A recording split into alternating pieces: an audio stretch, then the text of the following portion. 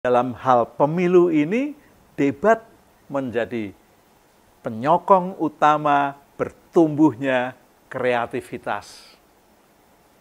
Dan tumbuhnya kreativitas ini berbarengan dengan munculnya industri-industri baru di bidang yang non-fisik.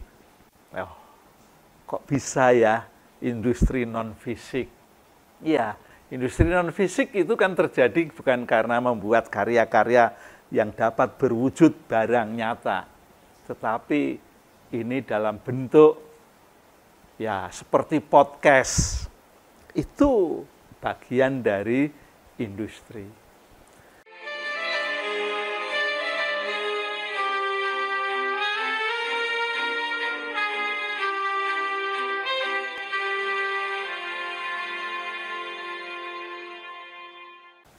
Pemilihan umum tahun 2024 sudah semakin mendekat. Kira-kira tinggal setengah bulan lagi. Ya, tepatnya kan nanti tanggal 14 Februari pemilihan umum. Setiap anggota masyarakat yang terdaftar pasti masuk ke sebuah ruangan untuk menentukan pilihannya. Nah, di tahun-tahun terakhir pemilu ini, ada banyak hal yang membuat berita menjadi gegap gempita. Terutama pada kampanye dan debat presiden. Tapi dalam kampanye ini tidak begitu hiruk pikuk. Hanya 1-2 saja karena ada sisipan-sisipan yang menyebabkan ada yang celaka atau pingsan karena berdesak-desakan. Tapi tentang debat, wah ini luar biasa. Begitu hari ini debat, esok hari atau langsung malam itu juga pasti muncul berita-berita yang lain. Ya, jadi dalam hal pemilu ini, debat menjadi penyokong utama bertumbuhnya kreativitas. Dan tumbuhnya kreativitas ini berbarengan dengan munculnya industri-industri baru di bidang yang non-fisik. Oh, kok bisa ya industri non-fisik? Iya, industri non-fisik itu kan terjadi bukan karena membuat karya-karya yang dapat berwujud barang nyata, tetapi ini dalam bentuk ya seperti podcast. Itu bagian dari industri. Saya mengamati dalam dunia maya, dalam dunia media internet, itu bertebaran berita yang sangat luar biasa.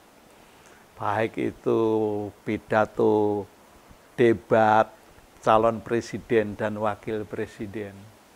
Ya. Ini betul-betul memberikan inspirasi bagi banyak orang-orang kreatif. Ya.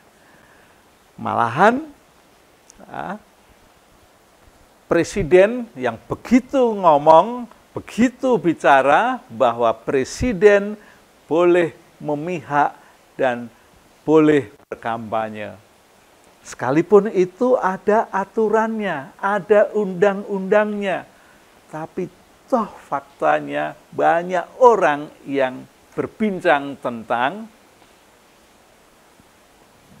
apa yang dikemukakan oleh presiden itu.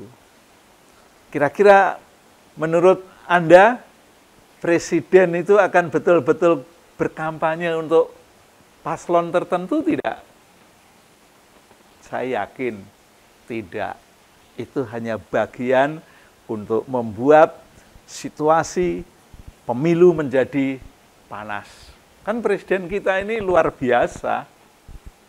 Presiden kita pertama kali membuat masyarakat jadi hiruk pikuk, bingung, tapi juga banyak yang mendukung, yaitu tentang keputusan MK. Ya.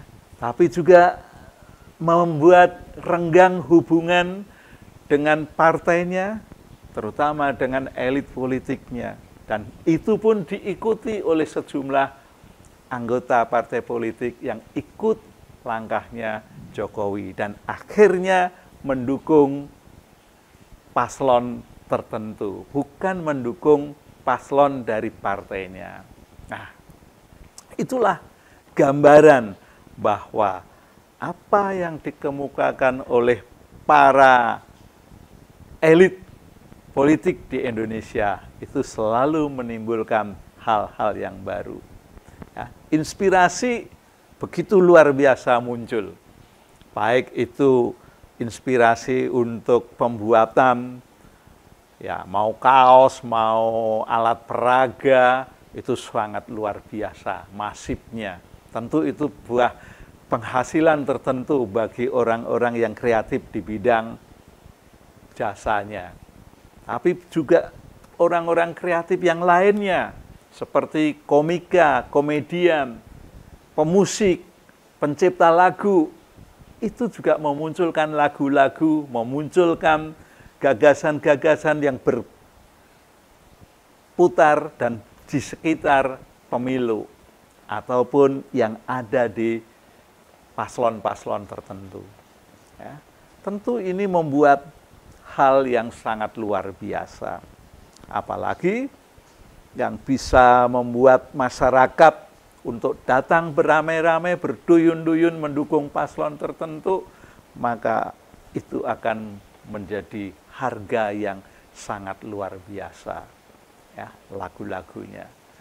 Malahan paslon Capres nomor 2 juga pada saat debat sempat menyanyikan lagu.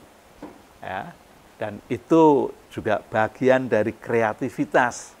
Ya, jadi kreativitas itu sebetulnya tidak terbatas, tapi juga ada batasnya, karena tidak semua orang yang kreatif itu memiliki pemikiran yang luar biasa, hanya pada bidang-bidangnya saja. Nah, industri-industri yang paling maju pada saat ini, terutama industri non-mainstream. Ya, yang mainstream sebetulnya juga maju. Hampir setiap hari juga ada berita, juga ada dialog yang berkaitan dengan debat, berkaitan dengan pemilu, berkaitan dengan apa ya, yang survei-survei itu.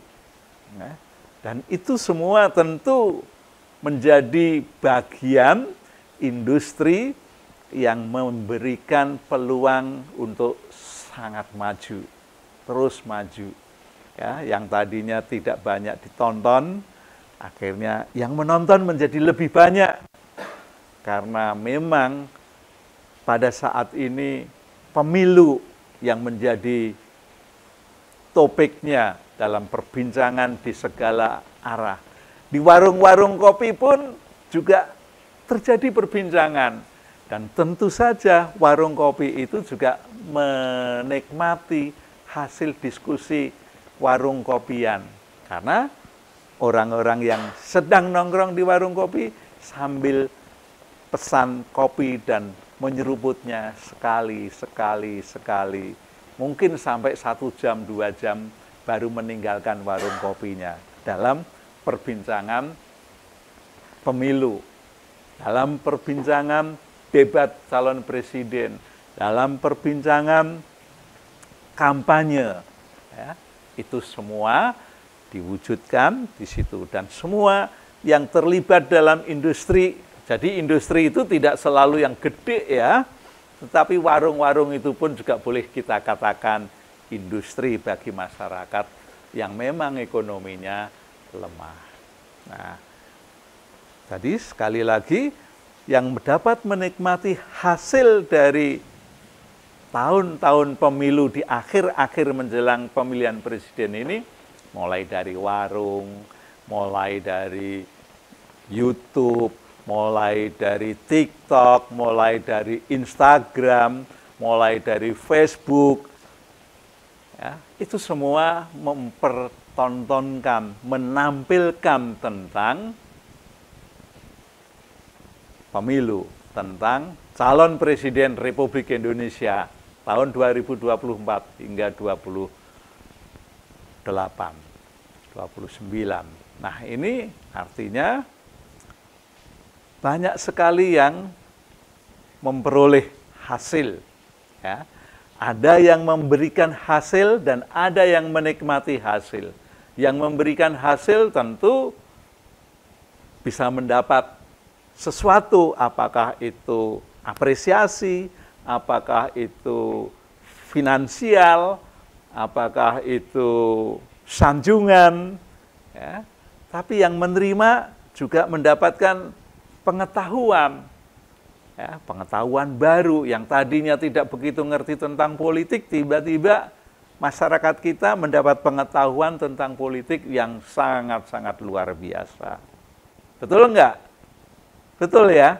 Kalau betul, oke lah, sampai di sini kita bincang-bincang tentang apa ini tadi? Ya, tentang hasil dari berdebat, berkampanye yang memberikan hasil kepada masyarakat dan dalam bentuk pengetahuan dan dalam bentuk materi. Baik, itu yang kita perbincangkan saat ini.